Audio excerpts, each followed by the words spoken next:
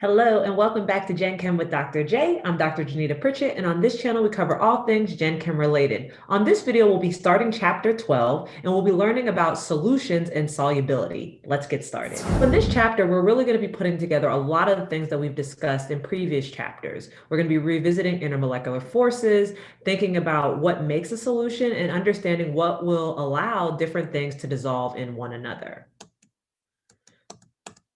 So if you recall, the word solution is interchangeable to homogeneous mixture. A homogeneous mixture is something that looks visibly the same throughout. There's a uniform composition, and we can't distinguish the individual materials that are there. Now, most homogeneous solutions are like liquid-based solutions, but there are other homogeneous solutions that exist that are gas-based or even solid-based. And this happens because there's a natural tendency for materials to spontaneously mix and then ultimately create a uniform distribution of those molecules. So just to revisit some terminology for us again, when we're thinking about a solution can also be described as a homogeneous mixture. Homogeneous meaning same throughout. Now, in homogeneous mixtures, there's two parts. There's the solute, or the thing that's normally changing its physical state, and then there's the solvent, the thing that normally retains its physical state. Now, if we're dealing with two liquids that we're blending together, the solvent would be considered the thing that we have in abundance, or the majority of.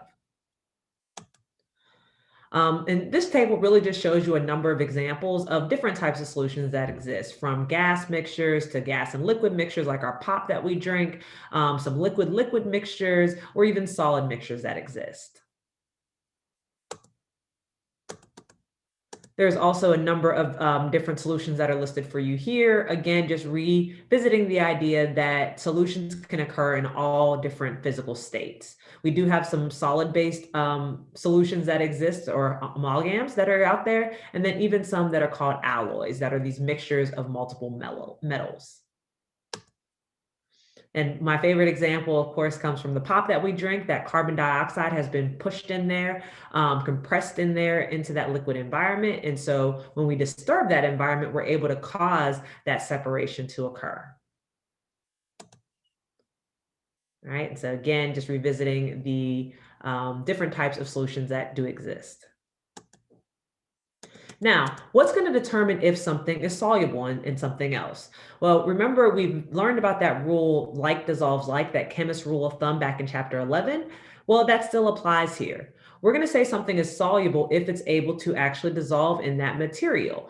And we'll say it's insoluble if it's not able to dissolve in that material. And this is really going to be based on those intermolecular forces that we learned back in chapter 11. So if you don't remember those, go back to my videos in chapter 11 to revisit those concepts.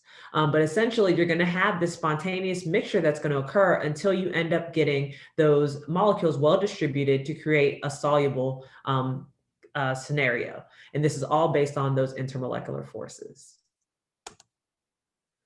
Now, this is just a picture representation of what happens. So if we had a situation like on the left where we had some salt, which represents our solute, placed in some water, which represents our solvent, those salt molecules or particles, are going to initially ionize. So you have positive and negative ions floating around solution, and they're going to orient themselves so that they're well distributed, evenly distributed in that entire container. Now, remember, it's those intermolecular forces that are going to dictate if something is soluble or not. In order for something to dissolve in something else, you have to overcome the attractive forces that are present within the solute, as well as the attractive forces that are in the solvent. And then there has to be an attraction between the solute and the solvent. The best way for that to happen is if there is some commonalities between the intermolecular forces that are there. So just to revisit our intermolecular forces, if you don't recall, there are four main intermolecular forces that we're dealing with. The first on our left is our dispersion forces. Dispersion forces are found in all molecules. Remember, those are those temporary fleeting electron-rich and electron-deficient regions that are created as electrons are distorted within the molecule or the substance. Remember, all molecules have them, but this is the predominant force in nonpolar molecules. We also have dipole-dipole interaction, and this happens when we're dealing with polar molecules. And for hydrogen bonding, remember that happens when you are dealing with polar But there has to be hydrogen directly bound to oxygen, nitrogen, or fluorine in that case. And with ion dipole, we're dealing with ionic compounds in the presence of a polar compound. Okay, so again, dispersion, all molecules have them. This is the predominant force in nonpolar. Okay, but all molecules have them. Then dipole-dipole is your polar. Hydrogen bonding is polar when you also have hydrogen directly bound to a very electronegative atom. And then also your ion dipole, which happens when you have ionic compounds in the presence of a polar substance. So as I mentioned previously, in order for a solution to actually occur, there has to be this interaction that's able to take place between the solute and the solvent. If those two things don't want to blend together, then you're going to end up with a very clear separation between those compounds. And so again, in order for a solution to occur, you have to overcome the solute-solute interactions, you have to overcome the solvent-solvent, and there has to be interaction between those two different things. So when something is soluble in something else, we say it's miscible, all right? So you can actually mix the two together. And so things that have similar intermolecular forces can be mixed together. Things that cannot be mixed together are things that have different intermolecular forces like oil and water. Now, I want you to keep in mind that just because you can add something to something else, so like think like sugar and water, right? Or sugar and tea. If we add sugar and tea, at some point, there's a threshold on the amount of sugar that that solution can hold. And so, as we're thinking about this, just understand that it's not an infinite amount of solute that you can add. There are saturation limits. And we can adjust other parameters like the temperature or the pressure to impact the solubility. So the biggest question to ask yourself is, will it dissolve? And what we're going to rely on is the chemist's rule of thumb, which says that like dissolves like. Things that have similar intermolecular forces should be soluble to some extent in one another. Polar molecules and ionic compounds will be more polar and more soluble in polar solvents. Nonpolar molecules will be more soluble in nonpolar solvents. And so shown for you here is just a table that lists a number of different solvents that are out there. Of course, at the top of the list is our universal solvent, water. We know that it's a polar molecule and there's those hydroxyl groups or that H bonding that can occur. We have a number of different other alcohols, some acetone also listed. Also on this list, we have a number of nonpolar solvents. And what you should notice a lot of times with a lot of our nonpolar solvents, those are hydrocarbons. So there's a lot of carbon, a lot of hydrogen. That symmetry exists in how those electrons are being distributed. But we do have some situations that don't necessarily have hydrocarbons present, but still have that symmetrical shape in place. So we want to try predicting whether or not a molecule would be soluble in fat or water. So look at this molecule here. This is vitamin C, and this is a real life example. The vitamins that we take, where is it going to go in our body? Well, if we look at the structure of this molecule, some things should be jumping out to you. What I immediately see is there's a lot of hydroxyl groups, these OH regions on this molecule. And so that would give me some indication that this is likely a very polar compound. And so since this is polar, we would then say that this will be more likely to be soluble in the polar solvent, which is our water. So we would say vitamin C is a water-soluble molecule, okay? Our fat is a nonpolar molecule, these lipid bilayers, and so that's going to be very nonpolar. So we would anticipate this to be soluble in water. Now, if we're looking at vitamin K3, well, some things should be jumping out to you. One, we see a whole lot of carbons, a whole lot of hydrogen. So we know there's that. And then we do see these carbonyl groups that are here. However, they're opposite to one another, so they're still symmetrical. So overall, we would say this molecule is more nonpolar than it is polar. And so if that's the case, we would then end up classifying this as being fat soluble. So that's kind of the breakdown that you'll want to go through as you're trying to make these distinctions. All right, so putting that all together, let's try these examples. So we want to know if these molecules will be soluble in hexane, which is very nonpolar, or water, which is polar. And so we have naphthalene first. And so if we look at this, again, a lot of carbons, a lot of hydrogens, very symmetrical shape. And so we would say that this should be polar in hexane. Okay.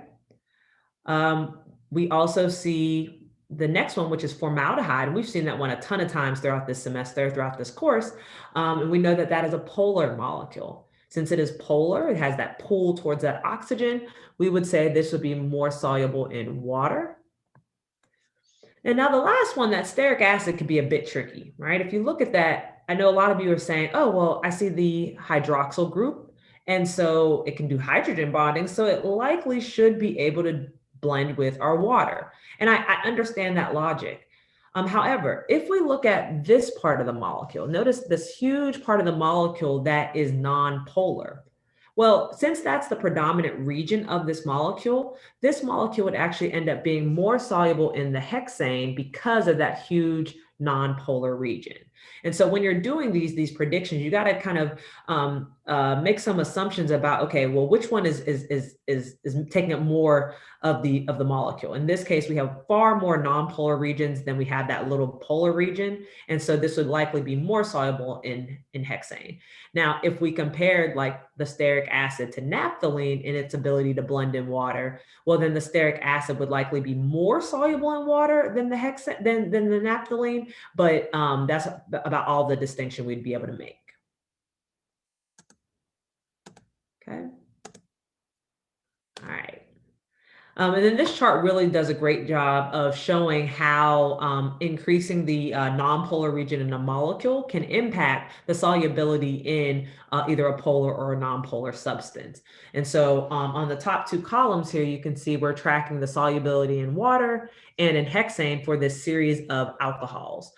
These alcohols all end in OH. They have that hydroxyl group present, but each one has a different amount of carbons and hydrogens that are attached there based off of that prefix that you see. So meth means 1, eth means 2, prop means 3, bute means 4, pent means 5 carbons for all of those.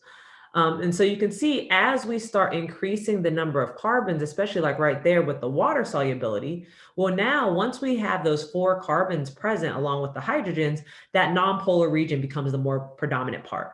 And so now we're no longer able to just easily mix it into water. It actually would be more mixable in the hexane. And vice versa, you can see how as we start with fewer numbers of carbon, the solubility in hexane is lower, but once we start adding more and more carbons and hydrogens, it starts to be able to mix in that hexane. So it's a judgment call. You have to really just kind of look and think about, well, who's taking up the majority of this molecule, what's the predominant region, and that'll help you to understand, will it be soluble or not. Now, I mentioned earlier about this idea about a solubility limit. So think about sugar and tea, right? If we have some tea and you're putting sugar in, right? If you're, not too keen on sugar, you only put 1 scoop in there.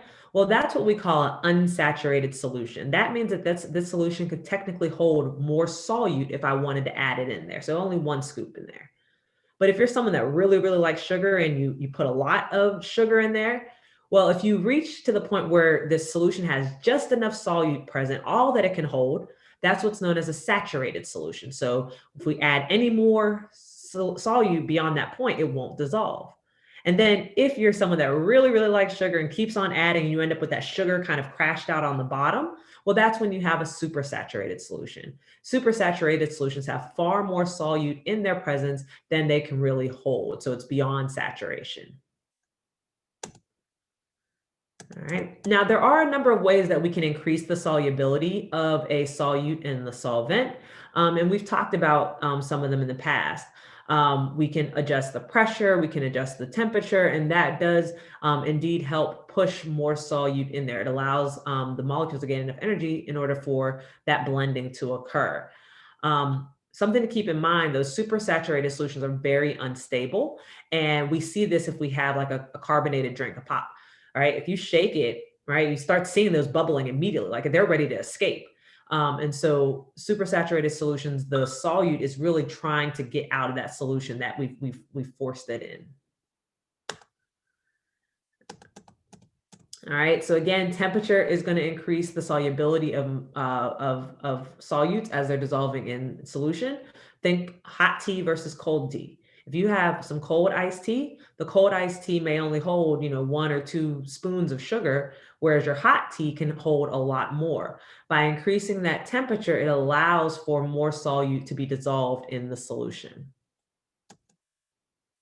And then also pressure. By making changes to the pressure, we can adjust how much solute can be put into solution. So think about like your carbonated drinks. Again, those are they're pressurized. We've compressed a lot of carbon dioxide in there and it's ready to escape. But that added pressure allows us to force more into the solution. So I hope this video helped you guys understand solubility and different solution properties. Make sure you guys like, comment, and subscribe, and let me know any other information you'd like to see. Come back for more videos. I'll be touching on some more topics from chapter 12 in future ones. Have a great day, and I'll talk to you guys later. Bye-bye.